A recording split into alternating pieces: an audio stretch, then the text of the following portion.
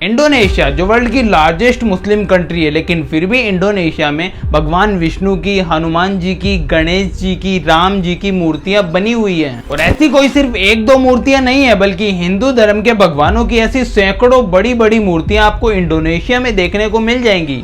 लेकिन ये कैसे हो सकता है? इंडोनेशिया तो एक मुस्लिम मेजोरिटी कंट्री है ना, तो फिर हिंदुओं के भगवानों की यहाँ इतनी सारी मूर्तियां किसने बना दी? दरअसल इंडोनेशिया हमेशा से एक मुस्लिम मेजोरिटी कंट्री नहीं था, बल्कि पहले एक हिंदू और बुद्ध धर्म के लोगों का साम्राज्य था, जिसमें भी मेजोरिटी लोग हिंदू हुआ करते थे, जिन्होंने ही इंडोनेशिया के अंदर ये भगवानों की मूर्तियां बनाई थी।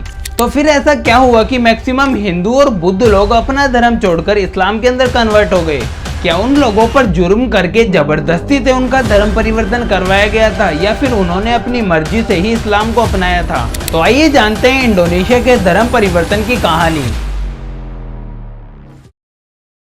इस्लाम इंडोनेशिया की लार्जेस्ट रिलीजन है, जहाँ के 87% लोग खुद को मुस्लिम मानते हैं। लेकिन फिर भी इंडोनेशिया के अंदर इस्लाम कहाँ से आया, ये बात स्पष्ट रूप से किसी को नहीं पता। कई सिद्धांत कहते हैं कि इंडोनेशिया में इस्लाम 9वीं शताब्दी में उम्मयद और अब्बासिद खलीफाओं द्वारा सीधे अरब से लाया गया था। तो दूसरे सिद्धांत कहते हैं कि इस्लाम इंडोनेशिया के अंदर 12वीं से 13वीं शताब्दी के बीच भारत के गुजरात और फारस से लाया गया था, वरना उससे पहले इंडोनेशिया के अंदर ज्यादातर लोग हिंदू और बौद्ध धर्म के हुआ करते थे। लेकिन इंडोनेशिया के लोग हिंदू और बौद्ध धर्म को छोड़कर इस्लाम के अंदर क्यों कन्वर्ट हो गए, ये जानने के लिए हमें इंडोनेशिया के थोड़े रहस्यमयी इतिहास को जानना पड़ेगा। ये है इंडोनेशिया, जो 17,500 आइलैंड में बटा हुआ है, जिसमें से 7,000 आइलैंड तो रहने के लायक ही नहीं है। मतलब 12,500 आइलैंड ऐसे हैं जिनके ऊपर इंडोनेशिया के लोग रहते हैं। नॉर्मली क्या होता है कि किसी भी कंट्री के पास अपने कुछ आइलैंड होते हैं, लेकिन यहाँ बिल्कुल उल्टा है। यहाँ पर आइलैंड के पास अपनी एक कंट्री है। इंडोनेशिया जो ये इतने सारे आइलैंड में डिवाइडेड है, यही इंडोनेशिया की सबसे बड़ी ताकत है।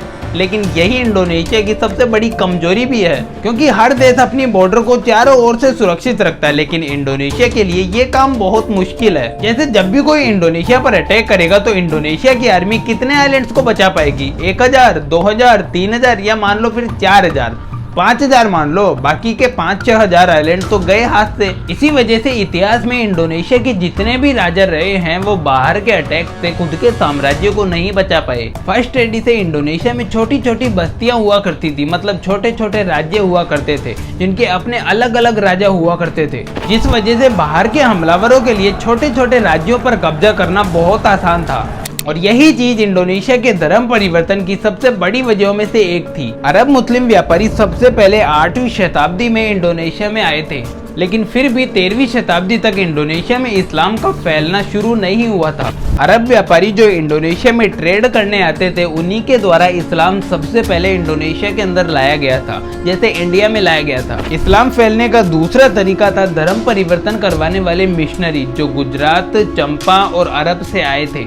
सबसे पहले 13वीं शताब्दी में इंडोनेशिया के सुमात्रा के नॉर्थ में इस्लाम उभरने लगा था। साल 1292 में चीन से वापस जाते हुए मार्को पोल ने सबसे पहले एक मुस्लिम गांव को इंडोनेशिया में देखा था। और आज हमें 1297 के इंडोनेशिया के पहले मुस्लिम राजा सुल्तान मलिक उल सल्लेह की कब्र मिलती है। मतलब इतना तो फिक्स है कि 13वीं शताब्दी के अंत तक इंडोनेशिया के सुमात्रा के अंदर इस्लाम स्थापित हो चुका था। पर चौंकाने वाली बात यह है कि इंडोनेशिया में इस्लाम कोई जबरदस्ती या फिर जुर्म करके लागू नहीं करवाया गया, बल्कि इंडोनेशिया के लोग तो यूं ही कन्वर्ट हो गए। हाँ, यूं ही कन्वर्ट हुए हैं। इंडोनेशिया के व्यापारी लोग और राजघराने के लोग सबसे पहले इस्लाम के अंदर कन्वर्ट हुए थे, लेकिन इंडोनेशिया के व्यापारियों के लिए इस्लाम के अंदर कन्वर्ट होना उनकी मजबूरी थी, क्योंकि अरब व्यापारी जितने भी थे वो ज्यादातर अमीर थे। तो उनसे ट्रेड करने के लिए इंडोनेशिया के लोकल व्यापारियों को इस्लाम के अंदर कन्वर्ट होना पड़ता था। और व्यापारियों के कन्वर्ट होने के बाद आम लोगों को भी इस्लाम के अंदर कन्वर्ट करना तो वैसे भी बहुत आसान था, क्योंकि व्यापारी ही अलग अलग साम्राज्य में जाकर आम लोगों को खाने की, पहनने की चीजें सप्लाई किया करते थे, और उसी का लालच देकर इस्लाम के अंदर कन्वर्ट किया जाता था। और पैसे के बदले धर्म परिवर्तन कराना तो भारत के अंदर आज भी हो रहा है। भारत के रूरल एरियाज के अंदर जहाँ बिल्कुल ही गरीब लोग हैं, जिनको 2 वक्त की रोटी भी नसीब नहीं होती, उन लोगों को पैसे देकर या फिर खाना खिलाकर क्रिश्चियन धर्म के अंदर कन्वर्ट आज भी किया जा रहा है। तो इंडोनेशिया में आज के 700-800 सालों पहले, जहाँ पहले ही मैक्सिमम लोग गरीब हुआ करते थे, तो उन लोगों को पैसे देकर कन्वर्ट कराना तो वैसे भी बहुत आसान होता होगा। लेकिन इंडोनेशिया में इस्लाम गरीबों के बीच ही नहीं बल्कि रूलिंग क्लास के लोगों के बीच में भी तेजी से फैला, क्योंकि अरब व्यापारी इंडोनेशिया की आम महिलाओं से शादी कर लिया करते थे। कुछ अमीर अरब व्यापारियों ने वहाँ के अमीर परिवारों की लड़कियों से शादी करना शुरू कर दिया, जिससे इंडोनेशिया की राजनीति में इस्लामिक लोग और भी ज्यादा बढ़ने लगे। अमीर व्यापारी और वहाँ के राजघराने के लोगों को भी इस्लाम में कन्वर्ट होता देख वहाँ के आम लोग भी आसानी से कन्वर्ट होने लगे। लेकिन फिर भी 14वीं शताब्दी तक इंडोनेशिया में इस्लामिक धर्म परिवर्तन काफी धीरे हो रहा था। लेकिन जैसे ही 15वीं शताब्दी आई, इंडोनेशिया के अंदर इस्लामिक धर्म परिवर्तन काफी तेज होने लगा, क्योंकि मलक्का सल्तनत और दूसरी इस्लामिक सल्तनत के हमलों की वजह से मलय पेनिनसुला में तख्ता पलट हो गया और मलय पेनिनसुला के साथ ही समुद्री व्यापार और बाजारों पर भी मुस्लिम्स का कंट्रोल आ गया। 14वीं शताब्दी में मलाया, ब्रेनेई, फिलीपींस और जावा में मुस्लिम्स का कंट्रोल आ चुका था और 15वीं शताब्दी में मलक्का और मलई पेनिनसुला में भी मुस्लिम्स का कंट्रोल आ गया। 15वीं शताब्दी में इंडोनेशिया का एक हिंदू जावानीज मजापहित साम्राज्य टूट गया, क्योंकि मुस्लिम व्यापारी और चीनी व्यापारी दोनों ने एक साथ मिलकर इस हिंदू साम्राज्य पर हमला किया था। देख लो, इतिहास गवाह है, चाइना ने हमेशा से ही भारत को धोखा दिया, जैसे 1962 की वॉर में दिया था। जावानीज साम्राज्य के राजा अपना साम्राज्य छोड़कर हिंदू मेजोरिटी वाले बाली में भाग गए। अब यहाँ समझने वाली बात यह है कि इतिहास बताता है कि इंडोनेशिया के हिंदुओं पर कभी हमला नहीं हुआ, उन पर कभी जुर्म नहीं हुआ। लेकिन साफ दिख रहा है ये झूठ है, क्योंकि अगर जुर्म नहीं होता तो फिर इस हिंदू राजा को अपना साम्राज्य छोड़कर नहीं भागना पड़ता। फिर मलक्का में मुस्लिम ने धर्मांतरण शुरू करवा दिया और जावा में चीनियों ने चीनी मुस्लिम समुदाय की स्थापना की, जिस वजह से वहाँ के हिंदुओं का जीना मुश्किल हो गया और ज्यादातर लोग डर से इस्लाम के अंदर कन्वर्ट हो गए। जो कन्वर्ट नहीं हुए वो मारे गए और बचे कुचे लोग भाग गए।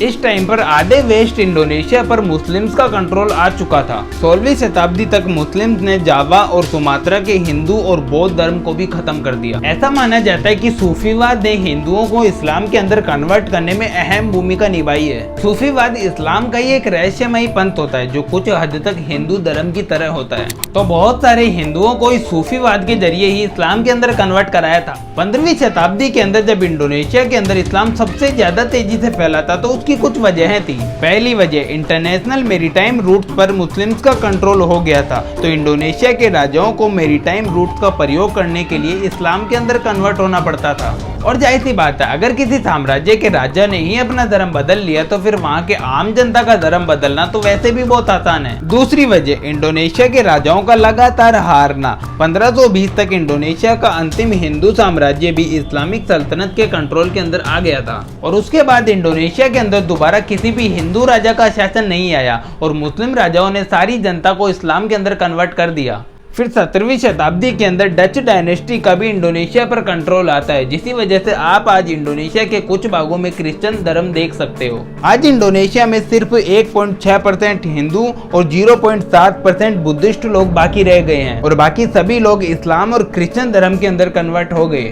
अब भी अगर आपको ये समझ में नहीं आया कि इंडोनेशिया के लोग इतनी आसानी से कैसे कन्वर्ट हो गए, तो मैं आपको एक सिंपल और सबसे बड़ी वजह बताता हूँ। इंडोनेशिया में किसी भी दमदार और ताकतवर हिंदू राजा का ना होना।